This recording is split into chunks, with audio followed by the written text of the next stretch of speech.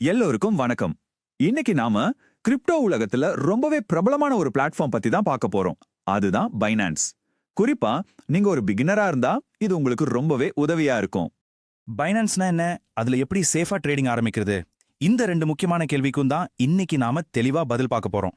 Crypto உலகத்துல உங்களோட முதல் அடிய நம்பிக்கையா எடுத்து வைக்கலாம் வாங்க. இந்த முழு விஷயத்தையும் உங்களுக்கு புரிய வைக்கிறதுக்காக நாம இத 6 சின்ன சின்ன பகுதிகளா பிரிச்சிருக்கோம். இது மூலமா நீங்க ஒரு முழுமையான பிகினர்ல இருந்து ஒரு கான்ஃபிடென்ட் யூசரா மாறலாம். சரி, முதல்ல இந்த பைனான்ஸ்னா அப்படி என்ன? ஏன் இவ்ளோ பேர் இதை பயன்படுத்துறாங்க? வாங்க பார்க்கலாம். பினான்ஸை நீங்க ரொம்ப சிம்பிளா கிரிப்டோ கரன்சிக்கான ஒரு புரோக்கர் ஆப்னு நினைச்சுக்கலாம். நம்ம ஊர்ல ஸ்டாக்ஸ் வாங்க விற்க ஆப் யூஸ் பண்றோம் இல்லையா, அதே மாதிரி தான் இதுவும். இங்க நீங்க பிட்காயின், USDT மாதிரியான டிஜிட்டல் கரன்சிகளை வாங்கலாம், விற்கலாம். சரி, இப்ப அக்கவுண்ட் எப்படி ஓபன் பண்றது, அதை எப்படி சேஃபா வச்சுக்கிறதுன்னு ஸ்டெப் பை ஸ்டெப்பா பார்க்கலாம்.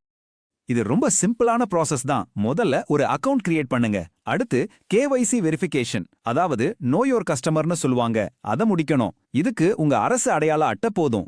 மூணாவதா ரொம்ப ரொம்ப முக்கியமானது 2FA, அதாவது 2 ஃபேக்டர் ஆத்தென்டிகேஷனை எனேபிள் பண்ணிடுங்க. இதுதான் உங்க அக்கவுண்ட்டுக்கு ஒரு எக்ஸ்ட்ரா பாதுகாப்பு. ஓகே, நாம அடுத்த கட்டத்துக்கு போறதுக்கு முன்னாடி ஒரு ரொம்ப ரொம்ப முக்கியமான விஷயத்தை பத்தி பேசியே ஆகணும். அதுதான் ரிஸ்க். இங்க பாருங்க, இது ஒரு கோல்டன் ரூல்னே சொல்லலாம். கையில இருக்கிற காசெல்லாம் கொண்டு போய் பைனான்ஸ்ல போட்டுடாதீங்க. கிரிப்டோ கரன்சிங்கிறது ரொம்ப ஹை ரிஸ்க். எந்த பணத்தை நீங்க இழக்க தயாரா இருக்கிறீங்களோ அதை மட்டும்தான் இன்வெஸ்ட் பண்ணணும். உங்களோட முழு சேமிப்பையும் இதுல போடுறது ரொம்ப பெரிய தப்பு. சரி, இப்போ ட்ரேடிங் எப்படி பண்றதுன்னு பார்க்கலாம். பைனான்ஸ்ல நிறைய வழிகள் இருக்கு. ஆனா நீங்க ஒரு பிகினரா இருக்கிறதுனால நம்ம ரெண்டே முக்கியமான வகைகளை மட்டும் இப்ப பார்ப்போம். பிகினர்ஸ்க்கு பெஸ்ட் எதுனா ஸ்பாட் ட்ரேடிங் தான். இது சிம்பிளா ஒரு கிரிப்டோவை வாங்கி விலை ஏறினதும் விற்கிறது. இதுல அந்த கிரிப்டோவோட முழு ஓனரும் நீங்க தான். ஃபியூச்சர்ஸ் ட்ரேடிங் பக்கம் இப்போதைக்கு போகவே வேண்டாம், அது ரொம்ப ரிஸ்கானது. சரி, ஸ்பாட்ல வாங்கும்போது உங்களுக்கு 2 ஆப்ஷன் இருக்கும்: market order, limit order. Market ஆர்டர்னா அந்த நேரத்துல என்ன விலைக்கு விற்குதோ அந்த விலைக்கு உடனே வாங்கிடும். லிமிட் ஆர்டர்னா இந்த விலைக்கு வந்தா மட்டும் வாங்கு அப்படின்னு நீங்க ஒரு விலை செட் பண்ணலாம். இது பொறுமையா ட்ரேட் பண்றவங்களுக்கு ரொம்ப யூஸ்ஃபுல்லா இருக்கும்.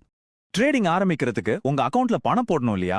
அதுக்கு ஒரு பாப்புலரான வழிதான் P2P, அதாவது பியர் டு பியர். ஆனா இதுல ரொம்ப கவனமா இருக்கணும். P2Pல நீங்க பைனான்ஸ் கூட டீல் பண்ணல. உங்களுக்கு பதிலா இன்னொரு தனிப்பட்ட நபர்கிட்ட இருந்து வாங்குறீங்க இல்ல விக்கிறீங்க. அதனாலதான் இங்க ஏமாற்றுறதுக்கு வாய்ப்பு அதிகம். குறிப்பா பிகினர்ஸ் ரொம்ப ஜாக்கிரதையா இருக்கணும். இப்ப நீங்க கிரிப்டோ விற்கும்போது எப்படி ஏமாறாம இருக்கிறதுன்னு பார்க்கலாம். காமனான ஸ்கேம் என்னன்னா, வாங்குறவங்க பணம் அனுப்பிட்டேன்னு சொல்லுவாங்க, ஆனா அனுப்பியிருக்க மாட்டாங்க. அதனால அவங்க சொன்னதை உடனே கிரிப்டோவை ரிலீஸ் பண்ணிடாதீங்க. முதல்ல உங்க பேங்க் ஆப்பை ஓபன் பண்ணி உங்க அக்கவுண்ட்டுக்கு பணம் வந்துருச்சான்னு நீங்களே செக் பண்ணுங்க. கன்ஃபார்ம் ஆனதுக்கு அப்புறம் தான் பைனான்ஸ்ல கிரிப்டோ ரிலீஸ் பண்ணணும். இது ரொம்ப முக்கியம். ஒருவேளை நீங்க வாங்குறீங்க, ஆனா பணம் அனுப்புனதுக்கு அப்புறமும் அவங்க கிரிப்டோவை ரிலீஸ் பண்ணினா பதட்டப்படாதீங்க. உடனே அங்க இருக்கிற அப்பீல் பட்டனை கிளிக் பண்ணி நீங்க பணம் அனுப்புனதுக்கான ஆதாரத்தை பைனான்ஸ் சப்போர்ட்டுக்கு அனுப்புங்க.